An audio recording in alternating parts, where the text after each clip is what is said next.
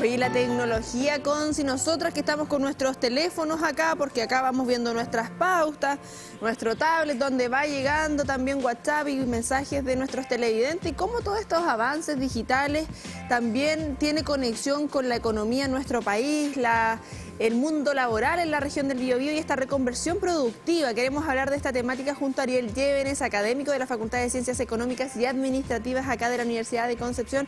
Siempre un gusto recibirte, Ariel.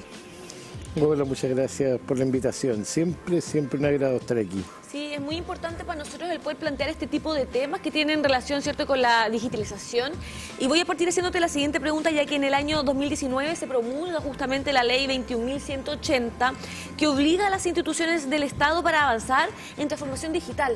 ¿En qué consiste efectivamente esta ley y cuál es la importancia de esta transformación para las empresas y para el desarrollo productivo del país? A ver, yo diría que esta ley, por parte del Estado, se implica subir al Estado y al sector público en una tendencia que es prácticamente incontrarrestable en el mundo hoy día y que yo diría que tiene tres fuerzas fundamentales sobre las cuales se afirma esto. Lo primero es la desintermediación de procesos. ¿Qué es lo que le llamamos a la desintermediación de procesos? A poder desarrollar ciertas tecnologías que nos permitan desarrollar efectivamente el hágalo usted mismo, ¿ya? Claro. Sin necesidad de intermediarios. Antiguamente, por ejemplo, pensemos en uno de los servicios que a mi juicio están más avanzados en esto, impuestos internos. Ah, claro. Sí. Fíjense que ¿Recuerdan antes las colas que hacíamos para poder hacer los trámites? Me recuerdo yo la clave única, cuando se nos olvidaba la clave única y era de verdad que un trámite que era casi imposible realizar, súper engorroso, teníamos que ir para allá. No, y antes de eso, imagínense, permítanme, yo siempre digo acá cuando hablo de estas cosas, permítanme la caída de carnet, porque yo recuerdo que cuando empecé a hacer mis primeras declaraciones de impuestos, no voy a decir hace cuánto tiempo, no recuerdo el año, pero empecé a hacer mis primeras declaraciones de impuestos, eran a mano en un formulario, tenía que estar apoyado en algunos cálculos y en algunas cosas por un contador, y resulta que hoy en día uno encuentra su declaración de impuestos hecha por una propuesta del propio servicio, ¿ya? Donde uno solo tiene que revisar claro, que la información sea correcta y luego aceptar. Oye, hasta generar una boleta con la aplicación de servicio de impuesto interno para quien no la tiene, uno pone el RUT y rellena todo inmediatamente de la otra persona. Entonces, eso ha permitido, por cierto, que las personas podamos hacer nuestras actividades con mayores grados de eficiencia, mayor facilidad, ¿no? No exento de errores, obviamente, ¿no? Pero los sistemas también se van perfeccionando para que esos errores sean cada vez menores, ¿no? Por lo tanto, la desintermediación aquí es una tremenda fuerza. Ahora, esto sobre el que se monta el sector público, también ha sido una transformación súper veloz en el sector privado. Yo siempre le hago una pregunta a los alumnos más jóvenes. Les digo, ¿ustedes tienen alguna tarjeta de banco o instrumento bancario? Y todos tienen cuenta RUT, algún tipo de cuenta corriente. Y sin embargo, yo les digo, ¿ya han entrado a una sucursal bancaria? No, hace mucho tiempo que no. Acompañando a los papás. Y resulta que en la época de nosotros, cobrar cheques, era estar 2 horas en el banco, con suerte, dependiendo del banco que nos tocara. Imagínate el peligro también que implicaba, o que todavía implica, el hacer esos trámites presencialmente. Sí. Correcto, entonces resulta que hoy en día con las tecnologías uno, se atiende solo en un cajero automático, ¿ya? O se atiende solo por internet. En el mismo supermercado, por ejemplo, que muchas veces acá, y es donde tenemos las dos caras de la moneda, porque podemos decir, oye, sí, optimizamos tiempo, optimizamos recursos. Lo que pasa, por ejemplo, con las cajas de autoservicio. Hemos hablado también en otras oportunidades que tecnología sí no ha llegado a Concepción, tengo entendido, pero sí está en Santiago, de donde tú dejas las cosas en el mismo carro y te va cuantificando. Tú pones, no sé, pues la caja de leche y el carro te lo reconoce y después te hace la misma boleta y vas pagando todo más rápido. Pero ¿qué pasa con la fuerza laboral, por así decirlo, con las y los trabajadores? Porque uno dice, chuta, nos van a quitar la pega a los robots o toda esta digitalización, pero esto viene, como tú señalas, de mucho tiempo. Sí. Ocurre que en el corto plazo siempre hay un impacto negativo. Digo, es obvio Sí, pues, que como para los que eran cajeros de banco fue un impacto súper fuerte el reducir. Antes uno iba a los bancos y se encontraba con 5 o 6 cajas. Hoy día hay 2, con suerte, 2. ¿Ya? Y esas 2 están relativamente vacías. ¿Ya? Entonces, es evidente que hay un impacto negativo inmediato ahí en lo directo. Pero no olvidemos lo que pasa tras tienda. Porque si también nos remontamos nosotros hace 20, 30 años atrás, cuando esta desintermediación no existía, la productividad en la industria bancaria ha sido súper elevada y han aparecido una gran cantidad de productos nuevos que antes no existían. Y esos productos nuevos también obligan a tener personal capacitado, pero tras tienda. Claro. ¿Ya? No en la atención misma, sino en otros espacios. ¿Ya? Desde la mantención de los sistemas, los diseñadores de sistemas, hay toda una gran cantidad ahí de empleo que se genera a propósito de las nuevas tecnologías. Empleo de especialización. Pero el impacto inmediato sí es evidente. Ahora, creo que se necesita entonces desde las compañías y desde las empresas y el país en general, capacitación permanente. Hoy ya no hablamos de educarnos una vez, hoy hablamos de aprendizaje permanente, estar constantemente... Y a todos los de la empresa para que vayan reconociendo también todas estas cosas nuevas que se van presentando. Ahora, luego de esta promulgación de esta ley que tiene relación con esto, luego el año 2022 se presentó la primera versión del índice de madurez de transformación digital. ¿A qué nos referimos con este índice de madurez y de qué manera es tan importante poder obviamente hacer una radiografía de lo que está ocurriendo con este desarrollo digital propiamente tal? Nos referimos fundamentalmente a cuánto se avanza o se profundiza en lo que es apropiación tecnológica. ¿Ya? Okay. El desarrollo tecnológico en las tecnologías digitales dependen de 3 patitas, básicamente. Uno tiene que ver con proveer de conectividad. ¿Ya? Fíjense que uno piensa, Chile, tenemos muy buenos grados de conectividad, pero a veces nos solemos quedar con la mirada de las ciudades. Sí, por lo urbano. Siempre digo, la pandemia nos vino a pegó una cachetada demostrar de realidad. Que en realidad esto... Y de repente yo lo veía de una manera bastante negativa, esta suerte de romanticismo que se le daba a la situación arriba del techo. Del estudiante subido arriba del techo. Y decía, pero mira ese estudiante cómo se esfuerza. Pero esas son las condiciones como para estudiar o como para desarrollar procesos, tener que subirse a un techo para captar un poco de señal.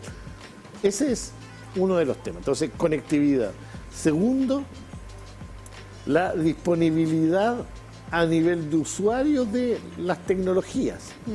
En eso también estamos en Chile, yo diría, bastante más avanzados que otros países en Latinoamérica. Nuestros jóvenes nacen sabiendo. Más que nosotros, mi hijo de 4 años ya sabe utilizar el celular más que yo. 4 años. Yo y no sé en qué momento lo ocupas. Una experiencia impactante que yo digo, esto... No nativos digitales, po. Esto parece que, claro, ya viene programado porque... El 5G, el otro de ahí adentro. Sí, impresionante. Mi hijo, el más chiquitito, cuando estaba recién aprendiendo a caminar, se acercó a la televisión y hizo... Y yo pensaba que pasaba como el teléfono. Sí, entonces digo, y nadie le enseñó eso. Sí, o sea, como, porque nos ve a nosotros. Nos ve a nosotros. Yo he visto videos donde los niños, por ejemplo, si yo te digo a ti, contesta el teléfono, ¿uno qué va a hacer? Va a tomar el teléfono. Y los niños toman el teléfono así. Sí. Y hay como cosas, no sé, si hablamos de disquete, los niños que no tienen ni idea. Dentro de lo que hay con eso, los nativos digitales, teniendo también, y acá mezclando un poquito de la sociología, donde nuestra baja natalidad nos va a traer repercusiones también a largo plazo, porque finalmente somos nosotros que vamos a llegar a más edad en un momento. ¿Y qué pasa también con esas tecnologías? ¿Qué pasa con esa conectividad? Donde entendemos también que ya podemos tener conocimientos, pero a medida que pasa el tiempo también va a ir avanzando a otra tecnología que probablemente nosotros vamos a quedar atrás también. Claro, es que ahí es donde viene la tercera patita. A ver. No basta con tener conectividad y los equipos y saber usarlos. También, y ahí es donde yo veo que en Chile estamos bastante retrasados, es en lo que se llama apropiación tecnológica. Claro, o capacitación es el personal. uso productivo de las tecnologías. Yo digo, ¿qué hacemos con los teléfonos? ¿qué cantidad de negocios, de actividades podemos desarrollar a través de Internet productivamente? Y sin embargo, el mayor uso que le dan los jóvenes a estas tecnologías es para entretención. Claro. Está bien, ¿no? Pero hay que avanzar en lo otro. Yo decía, para estudiar, por ejemplo, para capacitarse, es una tremenda herramienta, oportunidad y la pandemia lo mostró, poder de repente estudiar online, Sí. pero que lo que ocurría con los más jóvenes, yo les decía, ¿y cuántos están en la clase pero no están? Ah, sí. Porque dejan corriendo y se fueron a YouTube, se fueron al juego, porque la cantidad de distractores que también tienen estas tecnologías son súper elevadas. Entonces, desarrollar esa apropiación tecnológica es, yo creo que es lo que nos falta, el uso productivo. Y la regulación también de la tecnología, porque muchas veces, como bien dice, los niños estudian a través del Internet.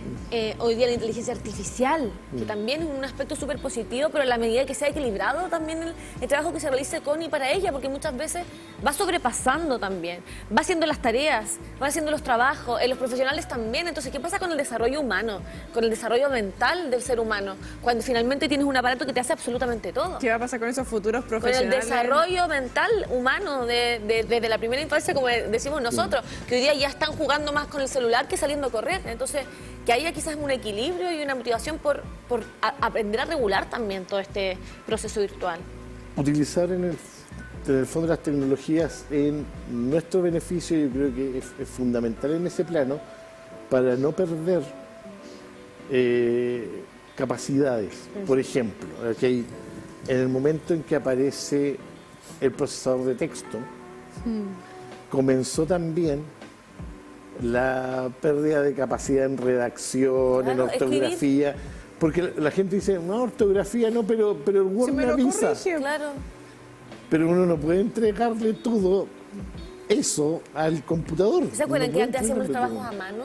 Oye, pero si Eran escritos a mano. recortaba uno las todo, cosas. todo. Bueno. Los trabajos de historia, era todo a mano, con los recortes. todo. Y Yo ahora en algunos trabajos, yo a mis alumnos yo se los pido a mano. Me dicen, pero profe, si está no sí sé. Es que hasta la creatividad Hasta el trabajo. trabaja también nuestro cerebro, porque entendemos que los procesos análogos, los tradicionales, hay un proceso cognitivo también respecto, lo han explicado, o sea, lo mismo que podemos tener un ebook y leer desde nuestro tablet, pero si leemos a mano, tocamos el olor, es toda una experiencia. ¿Eso cómo repercute o cómo se proyecta también en la economía, pensando que... Insisto, siempre como que uno cuando habla del futuro, y ya estamos en este futuro que hablábamos hace 20 años, hace 30 años, y veíamos todo plateado, todo robotizado, todo, pero finalmente estamos todos acá o todos acá. ¿Cómo podemos llevar a esa, como dice la Conci, a regulación, pero también a que sea una cosa productiva? ¿Cómo equiparamos ahí la cancha también? no hay en en torno a eso? desmedro de... Es que ahí están las dos tendencias. Yo les decía, hablábamos de tres tendencias. Una era la desintermediación, ¿cierto? En que podamos hacer las cosas nosotros mismos. Hay otra que tiene mucha relación con lo que tú estás comentando y que dice relación con la individuación, ¿ya? Y eso es lo que abre la puerta a una gran cantidad de productos nuevos y a productividad. Pensemos, por ejemplo, antiguamente, y esto no hace tanto tiempo, ya no es tanto tiempo, o sea, No antes de la peluca y la casaca. ¿ah? No, o sea, de hecho, a ver, yo ya estaba nacido y grandecito, por lo tanto 20 años no es nada, es un suspiro. Perfecto. Si yo me quería comprar una polera, yo tenía que ir a una tienda, buscar la que más se ajustara a mi gusto y ver si estaba la talla ahí. Hoy día se lo mandan a hacer. Claro, también. Hay jóvenes que se hacen sus propios diseños. Emprendimiento. Eso tiene que ver con el individuo, con yo querer siempre ser distinto a los demás. Entonces las personas, esto partió... Pero eso es volver un poquito al origen cuando estaban las modistas también. Correcto. Porque como que hay cosas que volvemos a lo antiguo porque pasamos esta modernización y la industrialización, que nos llegó un boom, o sea, todos los acuerdos internacionales que tuviéramos a disposición, televisores, PlayStation y todo esto, pero ahora como que estamos volviendo un poquito más antes de eso. Claro, pero ahora el individuo no lo hace a través de una modista. Claro, lo hace los sistemas lo apoyan virtual para hacerlo él. Sí, no, y la virtualidad, o sea, aprieta un botón y sale Mario Bros, lo pones en la polera y chao, ¿no? Claro. Hay un trabajo de 100% a mano, donde está todo el trabajo del... Tazones, todo. Y yo, Juan, y no nos damos ni cuenta, en nuestro propio celular está expresada la individuación. ¿Por qué? Con fondo de pantalla. Con fondos de pantalla. ¿Ya? Yo siempre le decía, de nuevo, permiso la caída de carnet, cuando el celular que yo empecé a ocupar, yo tengo lo único que le podía poner yo, porque yo ocupé el Nokia, el ladrillo. Sí. ¿Se acuerdan? Y lo único que se podía poner era un texto. Entonces yo para personalizarlo le puse hola Ariel al texto. ¿Ya? Pero claro, era lo máximo. Era el boom. Hoy día es la foto de mi mascota querida, de mis hijos, de mi familia, mi foto. Yo tengo Parque Ecuador ahí en pleno invierno con la... Entonces, la imagen propia de uno. Lo personalizado. Otro de los puntos y eso, fíjense, eso abrió el mundo a diseñar una gran cantidad de cosas que antes... No hay límites. Personales, sin límites. Ahora, desde lo económico también otro punto que preocupa es, como tú bien dices, muchas veces la virtualidad o todo este aspecto, ¿cierto?, del trabajo desde las máquinas, etcétera, hace que, por ejemplo, a nivel empresarial haya menos necesidad de mano humana. Entonces, ¿qué pasa con eso también? ¿Cómo se puede generar esta opción de que haya más incentivo para poder, obviamente, contratar a personas y no que las máquinas también vayan dominando muchas veces todos los trabajos que antes se realizaban, como bien dices tú, a mano? La modista, muchas empresas que hoy día ocupan máquinas para hacer, ¿cierto?, sus productos, y antes era la mano humana, en serie, ¿cierto?, pero siempre la mano humana por delante. A ver, a mí me tocó la oportunidad de conocer distintas plantas productivas grandes, ya grandes industrias, que hicieron transformación de sus procesos, fundamentalmente celulosa, aserradero. Y lo cierto es que me resultaba impactante al principio ver grandes galpones donde no había nadie adentro. Era una cadena de producción. ¿Dónde andaría un trabajador, dos, mirando ciertos sensores? ¿Y antes cuántos habían? ¿Te acuerdas en esa época? Claro, y decía, esto antiguamente era... Eso es parte de la tercera fuerza de lo que yo comentaba, que es la convergencia tecnológica. Finalmente, todas las industrias van hacia allá, van a converger hacia esos avances tecnológicos. Pensemos, antiguamente uno podía llevar un negocio con un cuadernito. ¿Se acuerdan los negocios antiguos que llevaban el lápiz? ¿Cuál era el crédito? Don Juan el más crédito era la libreta, claro. ¿cierto? Hoy día eso ya no se ve, pero ¿qué es lo que hay en el fondo? Un sistema de información que apoya esa actividad. Tenemos la línea de crédito ahora. ¿Cuál es la clave? Y aquí es donde es lo difícil, y de nuevo en Chile vamos retrasados en eso, es la innovación constante, porque fíjense que si todos convergen, finalmente todos nos terminamos pareciendo, todos terminamos utilizando lo mismo. Sí. Pero la clave de los negocios es la individuación y la diversificación y la diferenciación. ¿Cómo yo me diferencio en un ambiente donde todos estamos convergiendo? Digo, Claro. piensen ustedes en los supermercados. Hoy día, los supermercados, ¿en qué se diferencian tanto? Alguno tendrá un producto Tienen otras distinto marcas. más que En las redes otro, sociales también. pero como en general un supermercado es un supermercado. Si vamos, Claro. todos tienen pan, todos tienen agua y Todos unas cosas son básicas. súper En parecidos. la forma que se venden como marca, Y digamos. los sistemas de gestión que están detrás Exacto. también son súper parecidos. Y esto Cambia la cascarita por fuera, el color, la correcto. música que Entonces, ponen. ¿qué esfuerzo hacemos para innovar en esos espacios? Y una innovación que también tiene que ser cuidadosa. Los productos a 1000. En eso Claro, innovan. la oferta, la En los oferta. 9.90. Pero ¿no? fíjense que hasta en eso se parecen. Esto, por ejemplo, pensemos hace algunos años, cuando se decía, bueno, las marcas, los días tanto, Sí, ya de la empresa. Botella R. Y eso, rápidamente apareció otro que, digo, los días de Sí. y todos nos vamos Y que copiamos Sí. de afuera, aparte. Tampoco es algo Aparte. propio como chileno. convergiendo. ¿Ya? Ahora, ¿cómo yo hago innovación ahí? Para diferenciarme, donde todo me lleva a A lo mismo. ser de una determinada forma, pero también una innovación cuidadosa. Claro. ¿Ya? Porque yo siempre digo, hay que hacer esfuerzos por ser diferente, por ser distinto, pero también entender que la diferenciación excesivamente disruptiva Choca. también es rechazada. ¿Ya?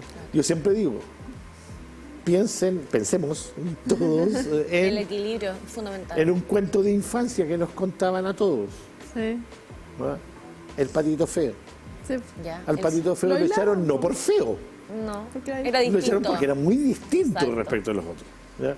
Entonces, Pero después los hizo Y él callar a también, todos. y él también se Ah, aisló, y él eso. también se aísla por ser también diferente. bueno, eso ocurre siempre con los innovadores en su primer paso. Los innovadores en su primer paso están siempre solos. De hecho, algunos son hasta maltratados. Este está loco. Sí. No, Pensemos en la lo última perdimos. compañía telefónica que llegó a romperla, WOM, ¿no? el De WOM. OM. El OM. OM. Sí, porque con sus... o sea, se reía de las otras marcas y todos desconfiaban y al inicio era como el rumor, no, si es mala, es mala, es mala, y de repente empezaron a tomar peso y marcas de mucha historia fueron quedando detrás Sí. de esta. Sí, y ahí también se habla del poder de, como bien hablábamos en un principio de la entrevista, de capacitar a las empresas para seguir, ¿cierto?, en esta misma regla de poder ir conociendo detalles de cómo se va modernizando.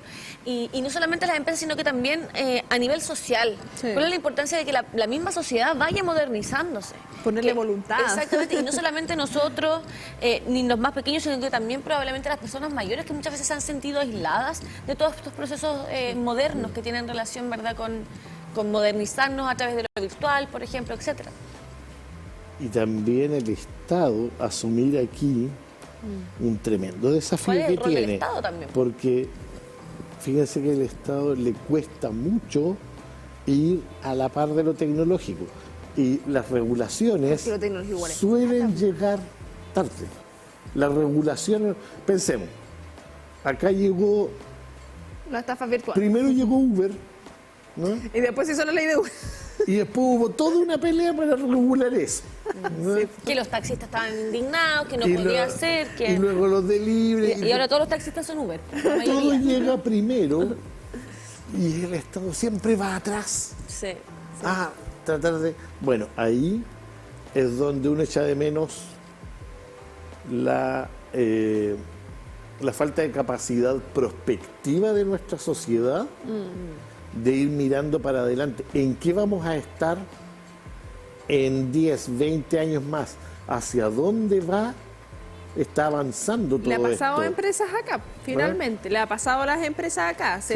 Entre comillas, se dejan estar la comodidad y no querer avanzar un poco más. Y yo creo que también es un Hasta desafío. que terminan atrapados por lo urgente.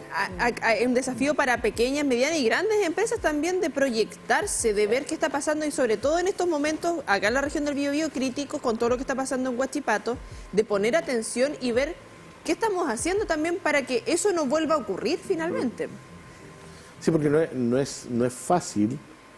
A ver, ¿qué es lo que ha estado ocurriendo acá muy fuerte en el caso de nuestra región? Y en Ñuble también, algo muy parecido. Las industrias tradicionales han perdido fuerza y por eso hablamos, en muchos espacios hablamos de desindustrialización. ¿Ya? Industrias que van desapareciendo.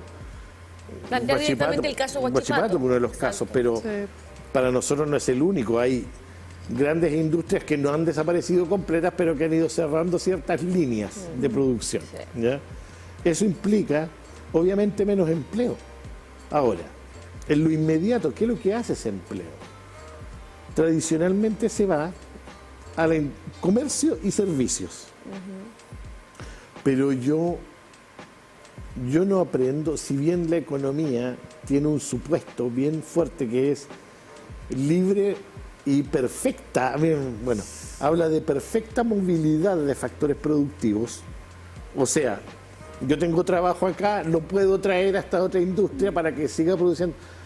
En la realidad, ello no es así. Y vender con altos niveles de productividad en el comercio requiere una capacitación, requiere competencias que no necesariamente se traen cuando yo he trabajado en la industria. Por lo tanto, cuando se analizan los niveles de productividad de nuestro comercio y servicios, es muy, muy bajo todavía. Por eso es importante hoy, nuestra facultad, por ejemplo, ofrece hoy un diplomado en marketing digital, irse capacitando en estas nuevas tecnologías para incorporar la productividad de todas ellas en los nuevos sectores fundamental. Y ahí hablamos de ese concepto que también se comenta, que es la reconversión productiva, ¿no? Sí, ese es el camino, digamos, ir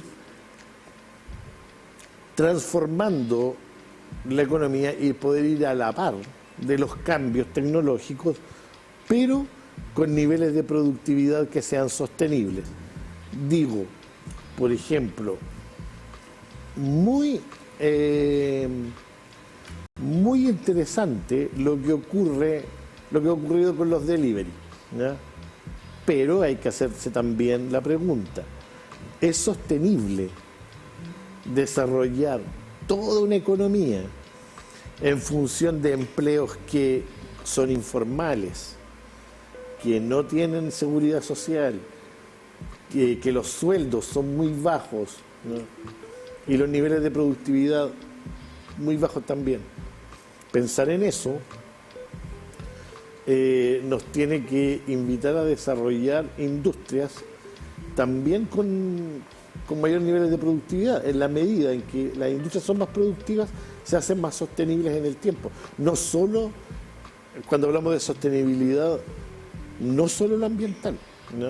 Sí. Proteger el ambiente, tenemos que también proteger a la sociedad y tener un desarrollo adecuado para eso. Sí, estaba pensando, y disculpa, precisamente el webinar que viene desde Conversación en el Campanil es de la sostenibilidad en el lugar de trabajo y generalmente llevamos todos estos términos al tema medioambiental, sí. Y cómo vamos cambiando, no solamente cómo va cambiando la industria, sino también cómo vamos cambiando nosotros y cómo va cambiando la legislación o regulación pensando en estos momentos 40 horas, que el sueldo mínimo baja y eso pone, o sea, sube me refiero, y eso pone también una presión a los otros sueldos, a que si el sueldo mínimo está en este monto, ¿cómo va a ser que un recién titulado va a estar a 50.000 pesos de diferencia? Que no debiese ser. La ley de conciliación familiar, cómo todo va ampliando, como sociedad queremos una cosa, pero también la tecnología nos va entregando otra. Ariel, te invitamos ahí al video igual porque precisamente con la inteligencia artificial, bueno, ChatGPT, que yo creo que tú lo conoces y en sus casas también lo conoce, que nos ayuda bastante en ciertas temáticas, se le pidió precisamente con la inteligencia artificial qué trabajos pueden desaparecer precisamente producto de la inteligencia artificial y esta inteligencia nos escribió lo siguiente.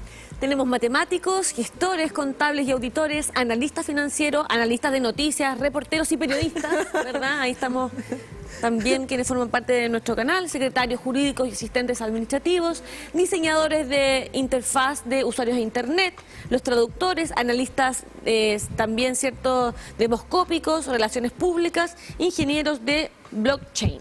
Hay parte de los que se proyecta según esta inteligencia artificial en los próximos 10 años, otros en riesgo, programadores, diseñadores gráficos, fotógrafos, ingenieros, algunos que quedaron inmunes, operadores de maquinarias agrícolas, mira. Los atletas y competidores deportivos, instaladores y reparadores de lunas para automóviles, cocineros de comida rápida.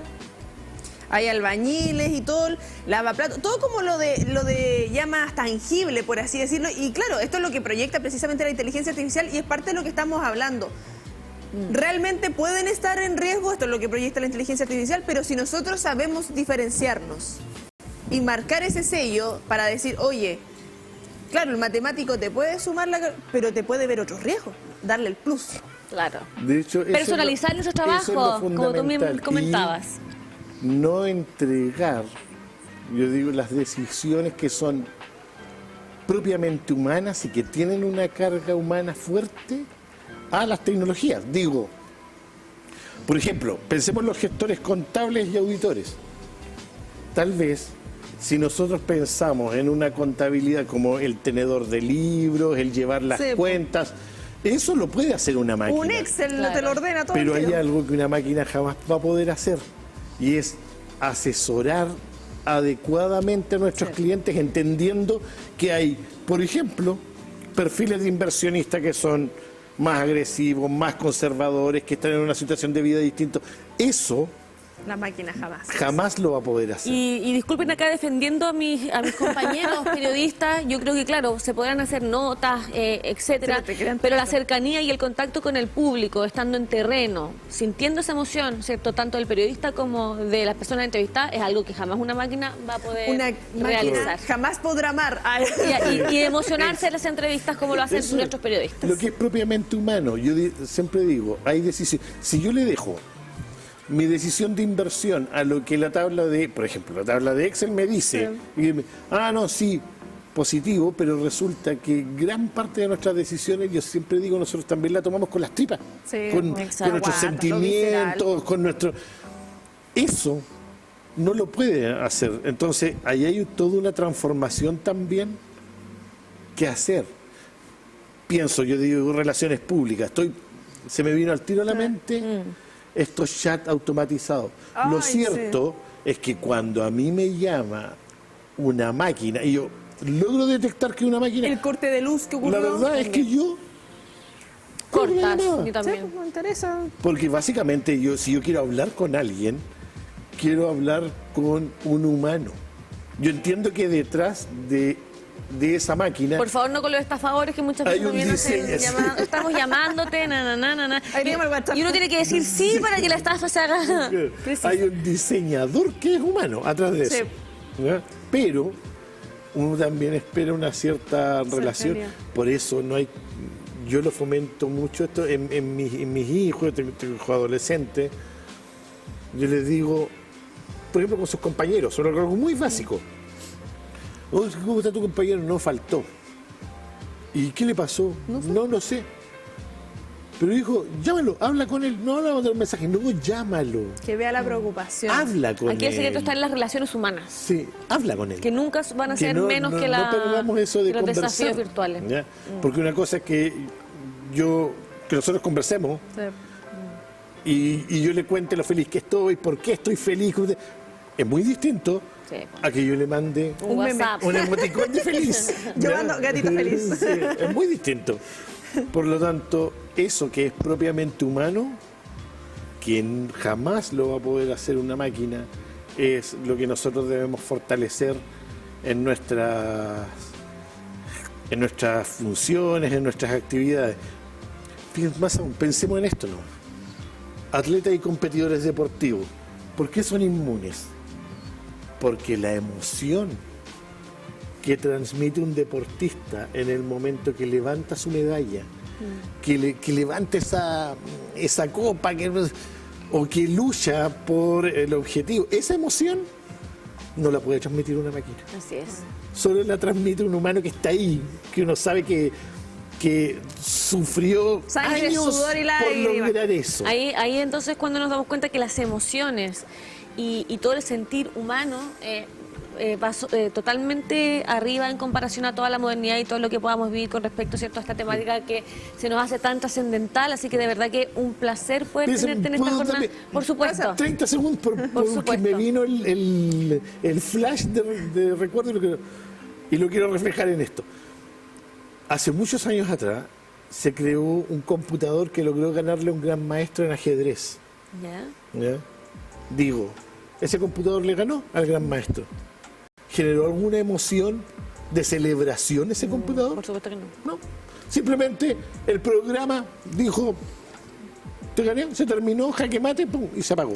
Game over. Game over. Ariel, un gusto como siempre, nos quedamos con esa reflexión también a no ver lo negativo de lo que hay con la digitalización, a especializarnos, a capacitarnos respecto a todo lo que está pasando en esta materia.